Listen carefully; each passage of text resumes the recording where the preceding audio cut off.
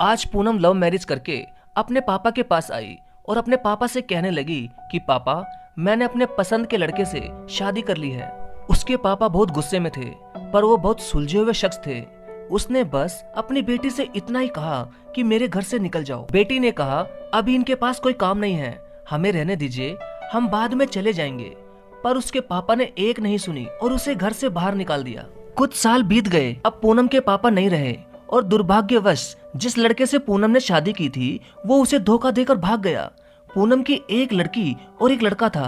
पूनम खुद का एक रेस्टोरेंट चला रही थी जिससे उसका जीवन चल रहा था। पूनम को जब ये खबर हुई कि उसके पापा नहीं रहे तो उसने मन में सोचा, अच्छा हुआ मुझे घर से निकाल दिया था, दर दर की ठोकरें खाने के लिए छोड़ दिया था। मेरे पति के छोड़ जाने के बाद भी मुझे घर नहीं बुलाया, मैं तो नहीं जाऊंगी उनकी अंतिम यात्रा में। पर उसके ताऊजी ने कहा, पूनम हो आओ, जाने वाला शख्स तो चला गया, अब उनसे दुश्मनी कैसी।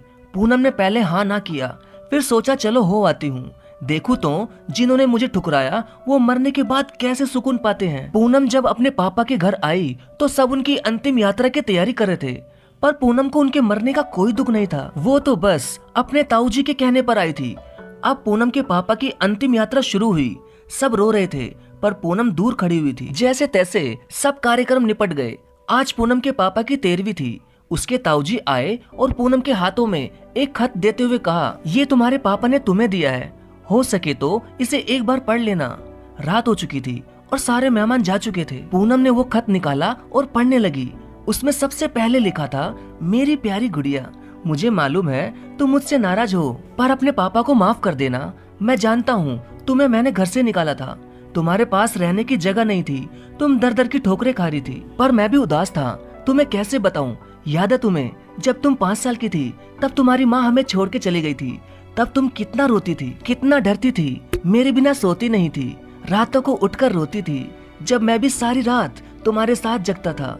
तुम जब स्कूल जाने से डरती थी तब मैं भी सारा वक्त स्कूल की खिड़की पर खड़ा होता था, और जैसे ही तुम स्कूल से बाहर आती थी तुम्हें सीने से लगा लेता था। वो कच्चा पक्का खाना याद है जो तुम्हें पसंद नहीं आता था, मैं उसे फेंक कर फिर से तुम्हारे लिए नया खाना बनाता था कि तुम भूखी ना रहो। याद है तुम्हें जब तुम्हें बुखार आता था तो मैं सारा दिन तुम्हारे पास बैठा रहता था, अंदर ही अंदर रोता था, पर तुम्हें हंसाता था कि तुम ना रो वरना मैं रो पड़ता था।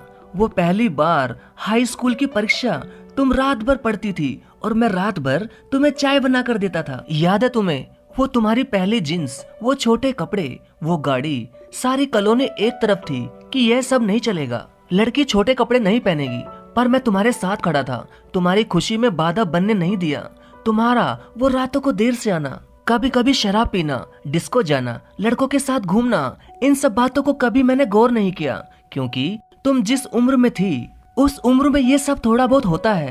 पर एक दिन तुम एक ऐसे लड़के से शादी करके आ गई, वो भी उस लड़के से जिसके बारे में तुम्हें कुछ भी नहीं पता था। मैं तुम्हारा पापा हूँ, मैंने उस लड़के के बारे में सब पता किया।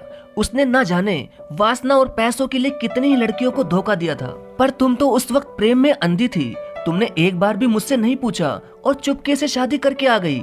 मेरे कितने अरमान थे तुम्हें डोली में बैठाऊं, चांद तारों की तरह तुम्हें सजाऊं, ऐसी धूमधाम से शादी करूं कि लोग बोल पड़े, वो देखो शर्मा जी जिन्होंने अपनी बच्ची को इतने नाजों से अकेले पाला है। पर तुमने मेरे सारे ख्वाब तोड़ दिए। खैर इन सब बातों का कोई मतलब नहीं है, मैंने तो तुम्हारे लिए खत इसलिए छोड़ा है कि कुछ बात कह सकूं। मेरी गुड़िया, अलमारी में तुम्हारी माँ के गहने और मैंने जो तुम्हारी शादी के लिए गहने खरीदे थे वो सब रखे हैं।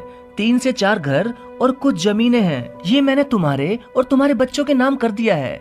कुछ पैसे बैंक में हैं जो तुम बैंक जाकर उसे निकाल लेना। और आखिरी में बस इतना ही कहूँगा, गुड़िया काश तुमने मुझे समझा होता। मैं तुम्हारा दुश्मन नहीं था, तुम्हारा पापा था, वो पापा जिसने तुम्हारी माँ के मरने के बाद भी दूसरी शादी नहीं की, लोगों के ताने सुने, गालियाँ सुनी, न जाने कितने रिश्ते ठुकराए, पर तुम्हें दूसरी माँ से कष्ट न हो इसलिए खुद की ख्वाहिशें मार दी। अंत में बस इतना ही कहूँगा मेरी गुड़िया, जिस दिन तुम शादी के जोड़े में घर आई थी ना, तुम्हारा पापा पहली बार टूटा था। तुम्हारी माँ के मरने के वक्त भी उतना नहीं रोया जितना उस वक्त और उस दिन से हर दिन रोया।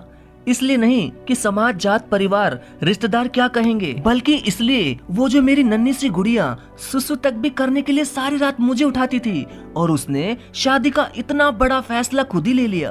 पर मुझे एक बार बताना भी सही नहीं समझा। गुड़िया, अब तो तुम भी माँ हो। औलाद का दर्द, खुशी सब क्या होती है, वो जब दिल तोड़ते हैं तो कैसा लगता है, तुम अब महसूस कर सकती हो। लेकिन मैं ईश्वर से प्रार्थना करूंगा कि तुम्हें कभी भी ये दर्द ना देखना पड़े। एक खराब पिता समझकर मुझे माफ कर देना मेरी गुड़िया। तुम्हारे पापा अच्छे नहीं थे जो तुमने उसे इतना बड़ा दर्द दिया। अब खत यहीं समाप्त करता हूँ, हो सके तो माफ कर देना।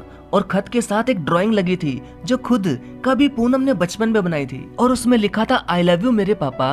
पूनम रो रही थी, इतने में उसके ताऊजी आ गए। पूनम ने उन्हें रोते हुए सब बताया, पर एक बात उसके ताऊजी ने बताई। उसके ताऊजी ने कहा, पूनम, वो जो तुम्हें रेस्टोरेंट खोलने और घर खरीदने के पैसे मैंने नहीं दिए थे, वो पैसे तुम्हारे पिताजी ने मुझसे दिलवाए थे। क्योंकि औलाद चाहे कितनी भी बुरी क्यों ना हो, माँ बाप कभी बुरे नहीं होते।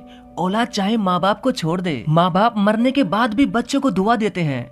दोस्तों, पूनम के पापा को सुकून मिलेगा या नहीं मुझे नहीं पता, पर उस खत को पढ़ने के बाद शायद सारी जिंदगी पूनम को सुकून नहीं मिलेगा। आखिर में दोस्तों बस इतना ही कहूँगा, लव मैरिज करना कोई गलत बात नहीं है, पर यदि इसमें आप अपने माताजी पिताजी को किसी तरह शामिल कर लें तो सदैव अच्छा रहेगा। दोस्तों, हर बाप की एक इच्छा होती है अपनी बेटी को अपने हाथों से डोली में विदा करने की। तो दोस्तों, आपको इस कहानी से क्या सीख मिली, प्लीज कमेंट करके जरूर बताएं। आपका धन्यवाद।